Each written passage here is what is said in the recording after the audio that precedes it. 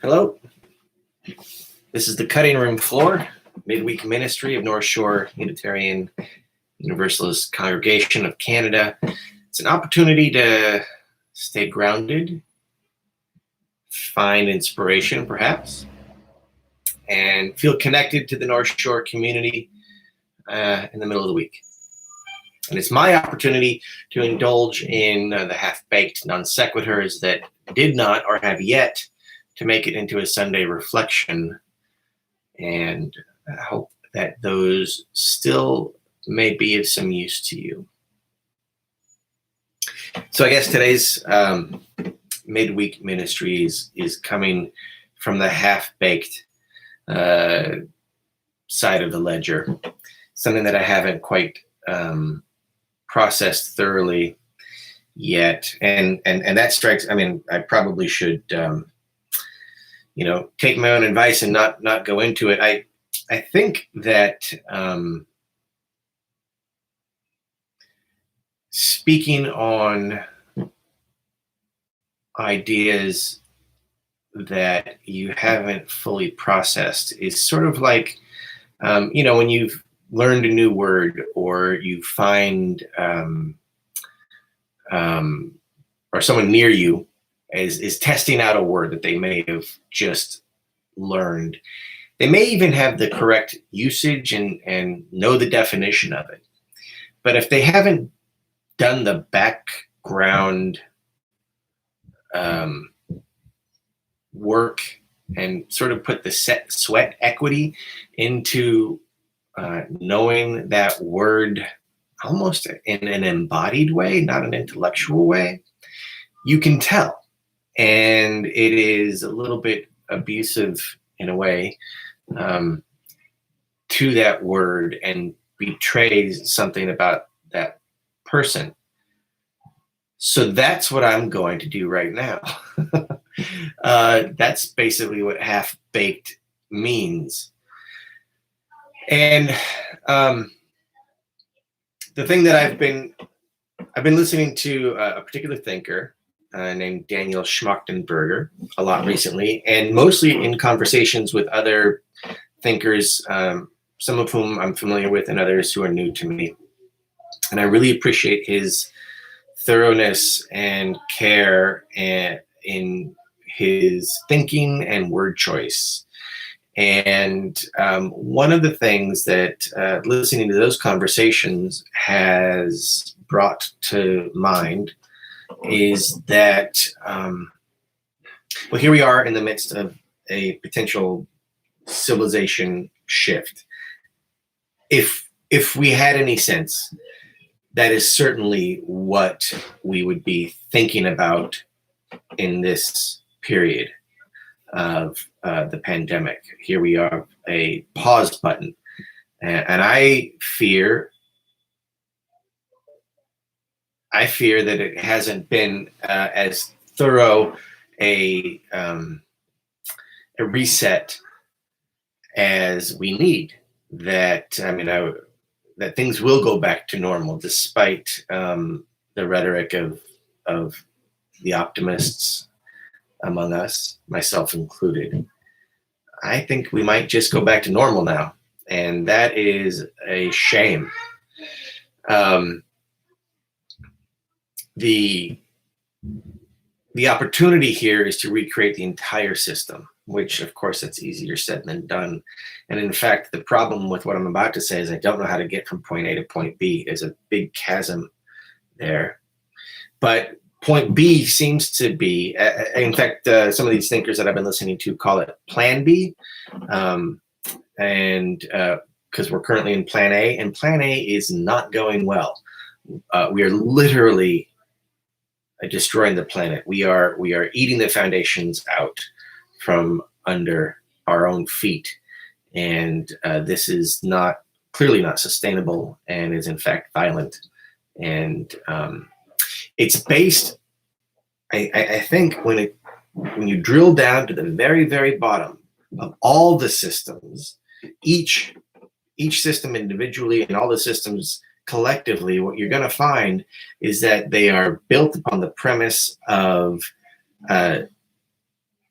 Okay, so here comes the word and the vocabulary that I haven't fully embodied, but it is zero-sum game theory.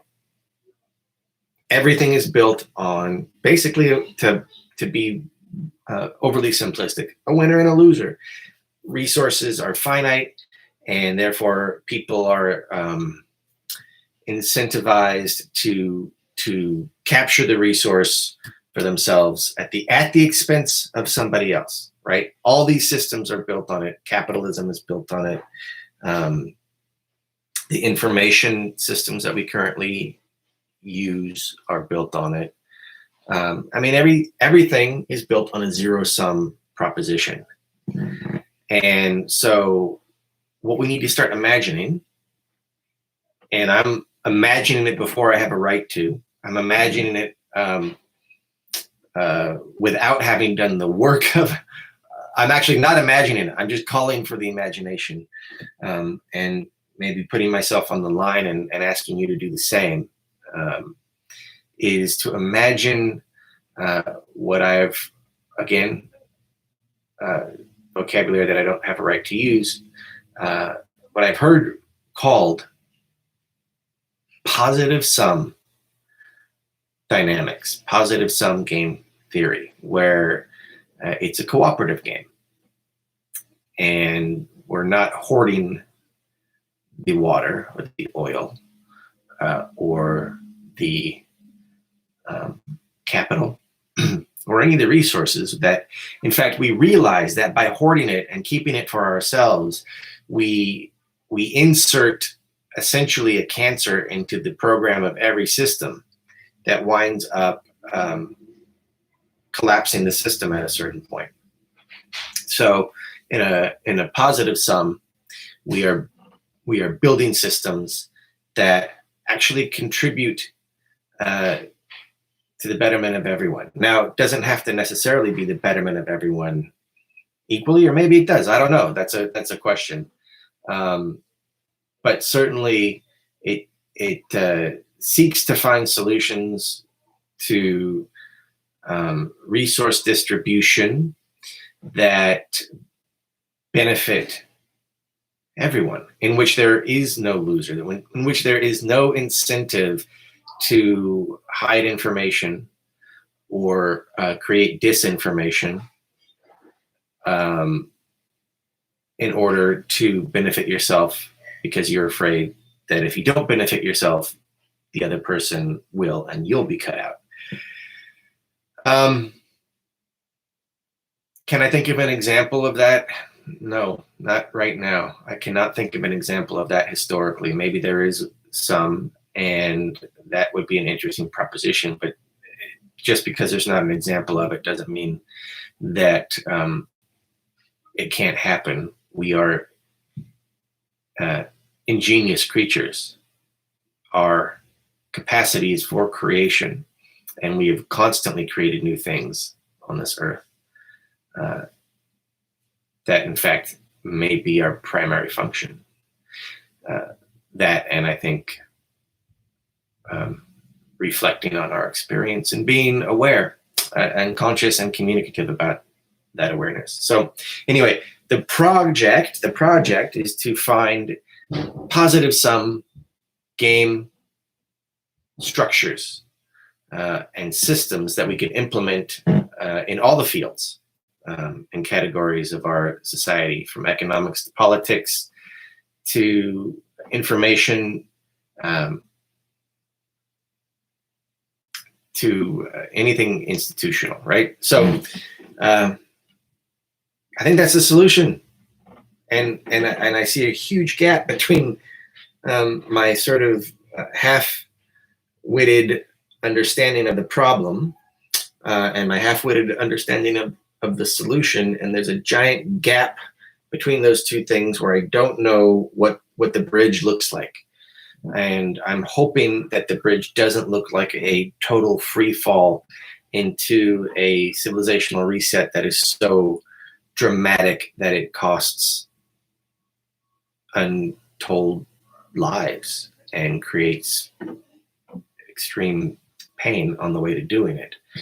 I don't pretend that it will be painless or not scary, no matter what we decide we're able to do, and that there will be times of difficulty where we don't know the way forward. But I pray that we take advantage of the opportunity granted us by this pandemic to reflect on how to build the bridge between this problem and the solution.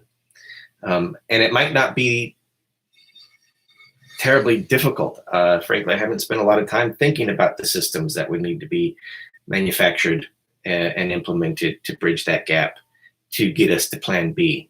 But I wanted to start devoting some attention to that. And I think the more people do, the more chance we'll have of coming up with something ingenious. So that is why I'm talking to you about it today. So dream on it. Dream on that. And I hope you're doing well in this weird time. Because there is opportunity even now. And in fact, we're being asked and invited into a new way of being. And I don't want to resist it. And I feel like the quicker we can make this transition, the more gracefully we can make this transition, the less suffering we will feel personally and induce globally. So thank you for listening, and I hope that your week is going well. And I'll talk to you on Sunday. If not, anytime you go to YouTube and press play on this video. So blessings to you. Thank you for listening, and I'll talk to you soon. Take care.